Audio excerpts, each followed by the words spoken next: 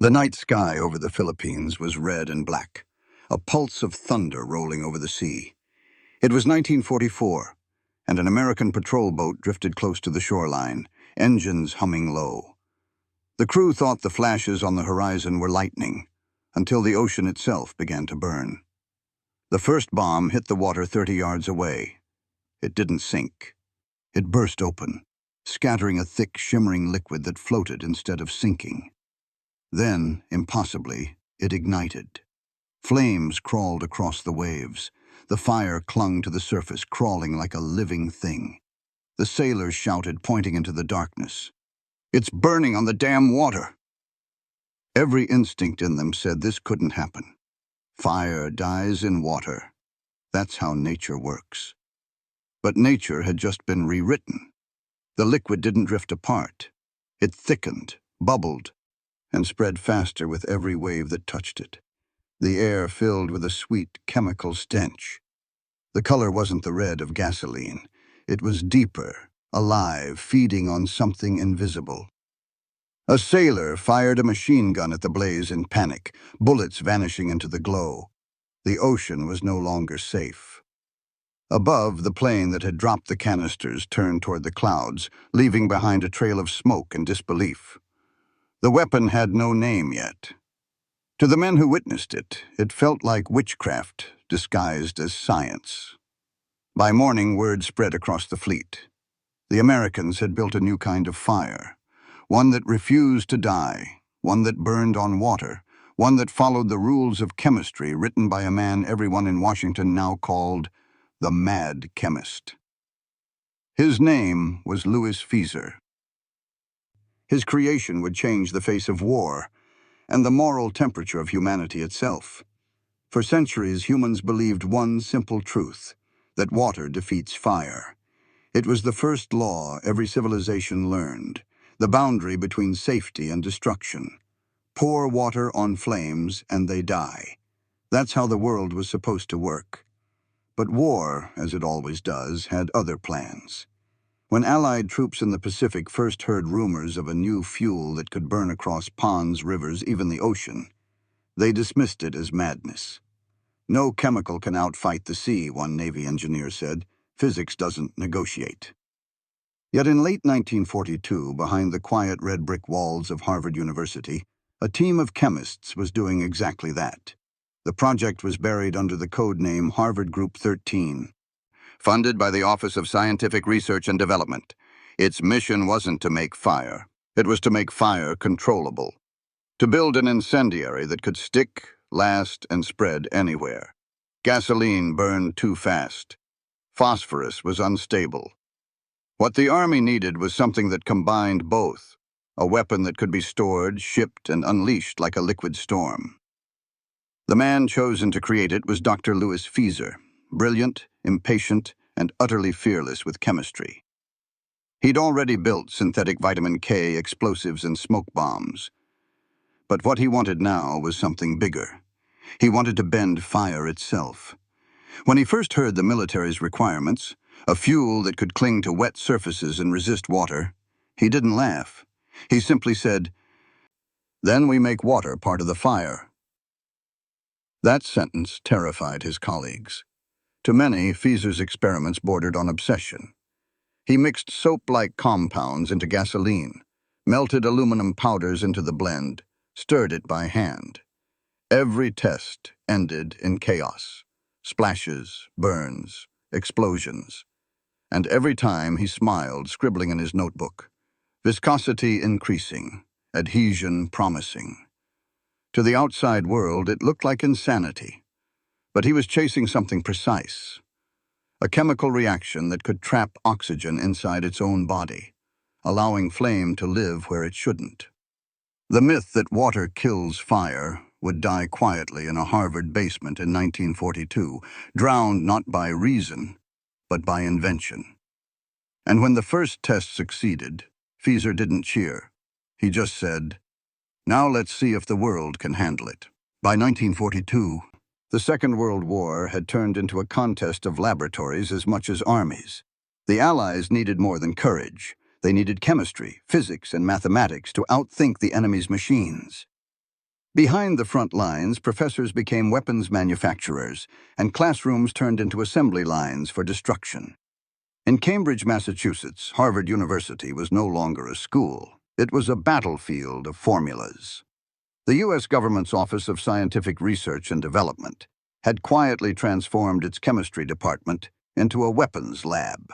The name on the door was harmless: Research Group 13. Inside, men in white coats mixed death. Louis Fieser ran the group like a general. He was short-tempered, brilliant, and utterly devoted to efficiency. His lectures had once been about organic compounds. Now they were about flammability. The goal, he told his team, isn't to make explosions. It's to make persistence, fire that doesn't let go. He already had a reputation for boldness. Before the war, he'd synthesized new forms of rubber and dyes. He worked with bare hands, smoking cigars over open beakers. His students called him fearless, or mad, depending on the day.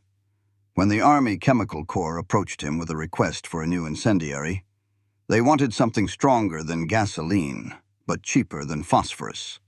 They needed a weapon that could destroy jungle cover, fuel depots, and wooden cities, anywhere, anytime.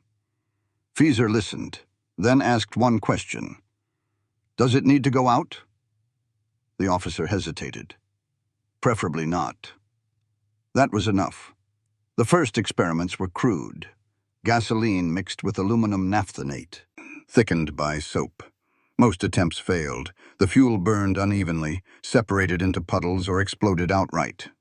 The smell of scorched paint and melted glass filled the lab. Still, Fieser refused to stop. He understood something fundamental. Liquid fire was a paradox that could only exist through chemistry's smallest laws.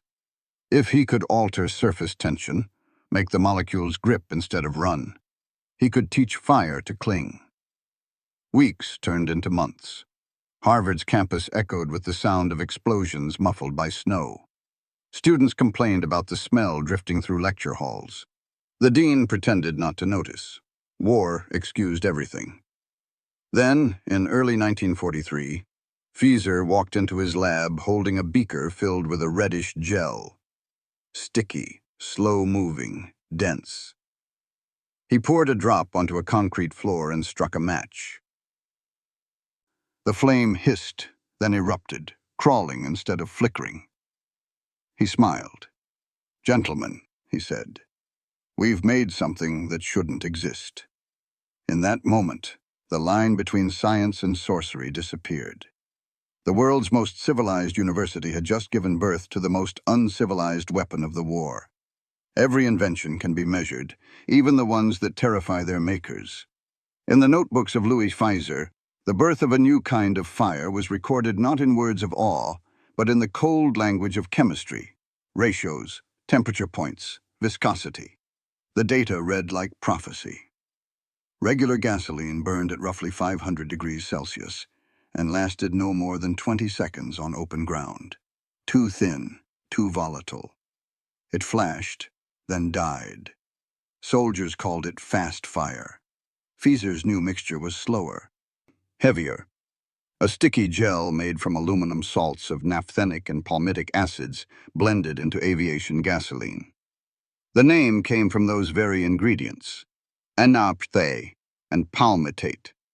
Napalm. Napalm burned between 800 and 200 degrees Celsius. Once ignited, it could sustain combustion for up to 7 minutes. It didn't spread. It crawled. Each drop clung to surfaces like liquid tar. Instead of vaporizing on water, it trapped microscopic air bubbles inside its gelatin matrix. That oxygen fed the reaction even when submerged. It was, chemically speaking, impossible. A flame that didn't need air to start or water to stop. When tested against gasoline, the difference wasn't just visible, it was physical. Napalm burned with a deeper orange hue, hotter and denser. The heat it released per gallon was 12 times greater than standard fuel. And then came the industrial numbers. A single gallon cost 65 cents to produce, cheaper than milk in wartime America. Factories could make 1 million gallons a week with existing infrastructure. It could be stored safely, transported easily, and ignited by the simplest spark.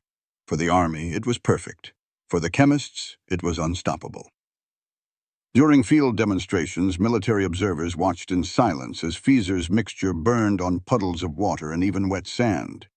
The colonel in charge wrote in his report, "We can't put it out."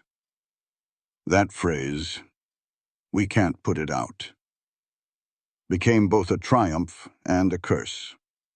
Napalm was light enough for aircraft canisters, thick enough for flamethrowers, and stable enough to ship by rail. It solved every problem the military had, and created one humanity had never faced before. It was the first time in history that a human being had engineered an element of nature not to consume fuel, but to consume everything. The math of ignition had been rewritten, and from that moment, fire would never obey water again. The first real test of Louis Fieser's new fuel didn't happen in a military lab. It happened beside a pond in Cambridge, Massachusetts, a quiet, tree-lined patch of Harvard's campus where professors once fed ducks and talked about philosophy. By the spring of 1943, Fieser's team had refined the formula enough to risk an open demonstration. Soldiers from the Army Chemical Corps arrived with clipboards, standing back from the water's edge. The chemists rolled out metal drums of the new gel, each labeled napalm, experimental lot number 2. Fieser stood with his sleeves rolled up, a matchbox in his hand. And "If this works," he said calmly, "you'll never forget what it looks like." He tipped a bucket into the pond. The liquid spread slowly, shimmering across the surface like oil. Then he struck the match. The flame didn't flicker. It exploded. A roar filled the air. The water itself seemed to catch fire, rippling with waves of bright orange. Flames crawled across the pond, following the surface tension like veins of molten glass. The army observers stumbled backward, shouting. One dropped his clipboard into the dirt. But Fieser didn't flinch. He watched the fire spread in a perfect circle, recording the radius, the time, the temperature. 9 meters per minute, he murmured. Still burning on contact. When the flames reached the edge of the pond, they clung to the reeds, igniting the bank. Students watching from the chemistry building screamed. Within seconds, the calm Harvard pond had become a ring of fire that refused to go out. Someone yelled, "It's still burning!" A soldier tried to smother a patch with sand. It didn't work. Another poured water from a canteen. The flames flared brighter, not weaker. Only when the gel ran out of oxygen did it collapse into smoking tar. Silence followed, long, heavy, and frightened. The pond was gone, replaced by a sheet of blackened residue still bubbling from the heat. Fieser removed his goggles and said softly, "Reaction confirmed." That night he wrote his report. Fuel behaves independently of water interference. Combustion self-sustaining. Adhesion to organic matter exceeds expectations. The next morning the phone rang. It was the Army.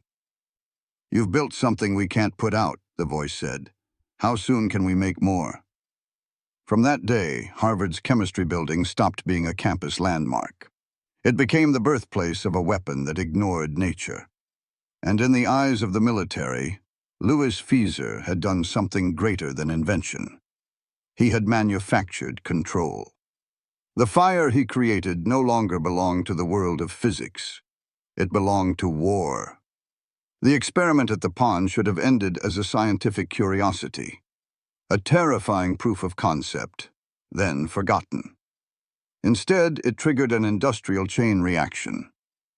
Within 6 months, napalm had left the laboratory and entered mass production. The U.S. War Department didn't hesitate. Contracts went out to Standard Oil, DuPont, and General Electric. Each factory was ordered to convert part of its capacity to incendiary gel compound at a scale the world had never seen. By the end of 1943, America was producing 1.5 million gallons of napalm every week.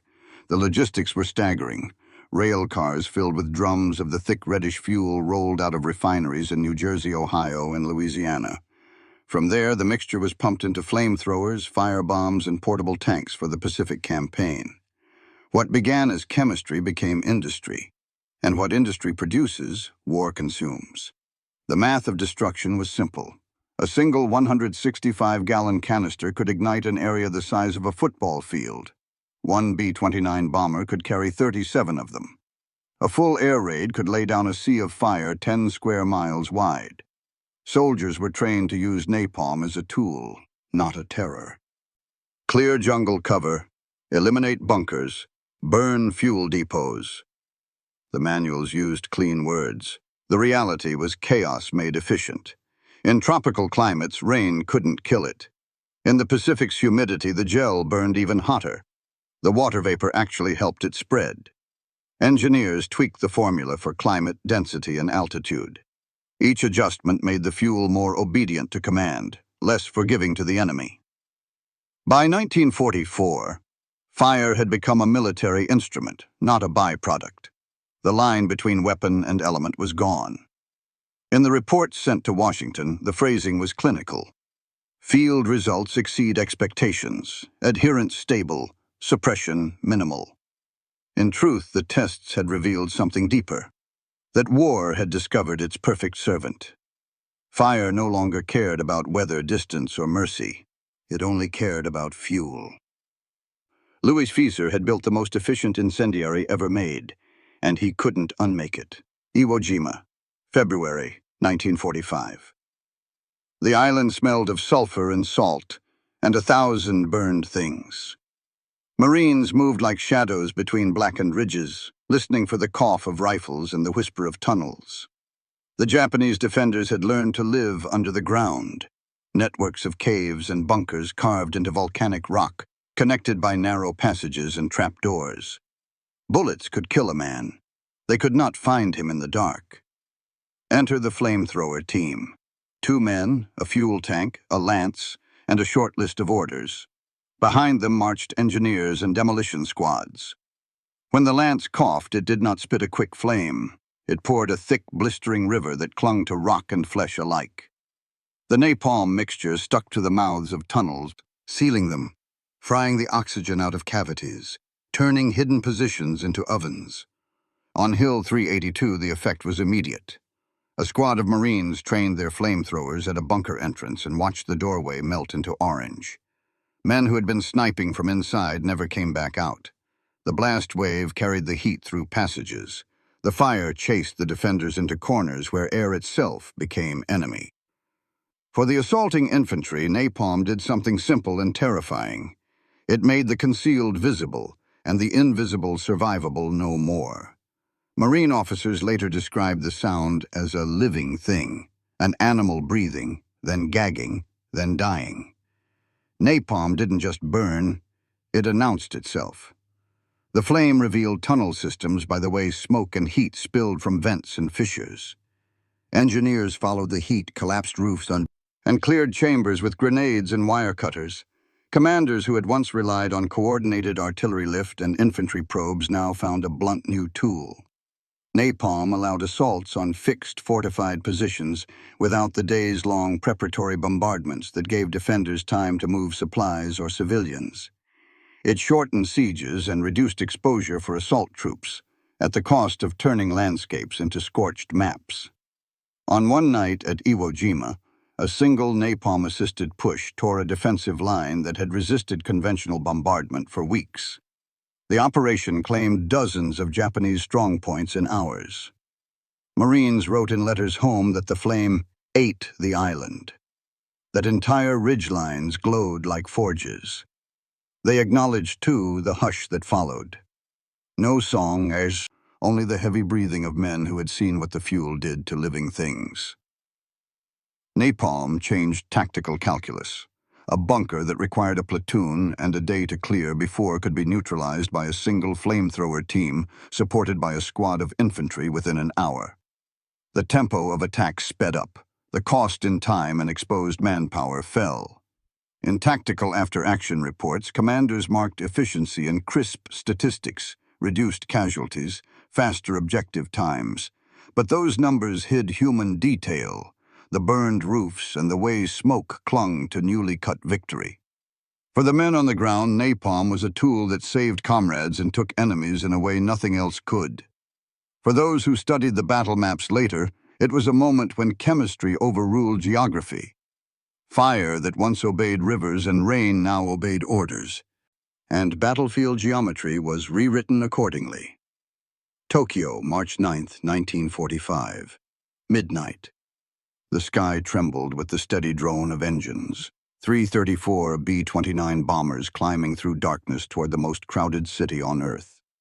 Below them stretched 20 square miles of wooden homes, paper walls, and narrow alleys. The perfect fuel for a weapon born in a Harvard pond. The plan was called Operation Meeting House. The weapon was napalm. At 12:08 a.m., the first bomber opened its bay doors and released dozens of canisters. They tumbled through cold air, small black shapes carrying thick orange death.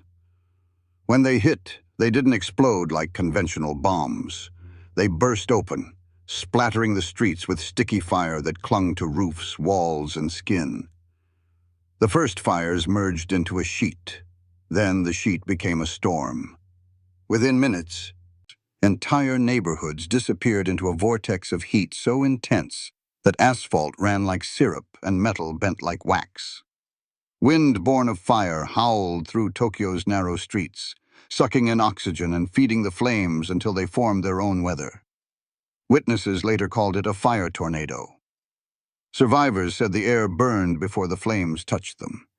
In 6 hours, 100,000 people died. 16 square miles of Tokyo vanished. The city became a glowing scar visible from 150 miles away. Pilots flying above could smell burned lacquer and wood through their oxygen masks. One crewman described looking down and seeing rivers of fire rolling through the city, twisting like molten veins. Napalm didn't just destroy buildings. It changed how war measured destruction. Explosives shattered targets. Fire erased them. What bombers once needed precision to hit, napalm erased with indifference. Every building became kindling, every gust of wind an accomplice. In Cambridge, Fieser received the news days later. A colleague handed him a newspaper with the headline, "Tokyo Annihilated by Fire." He read the article silently, then folded it in half. "It worked," he said quietly, and walked out of the room. He never publicly claimed regret, only clarity. "I didn't invent war," he said years later. "I invented a chemical reaction. What people do with it is not chemistry." But even he knew the truth behind the numbers. Napalm had changed the moral weight of fire. It was no longer just a weapon. It was a force of annihilation that no conscience could extinguish. The B-29 crews called the Tokyo mission the most efficient air raid in history. Efficiency.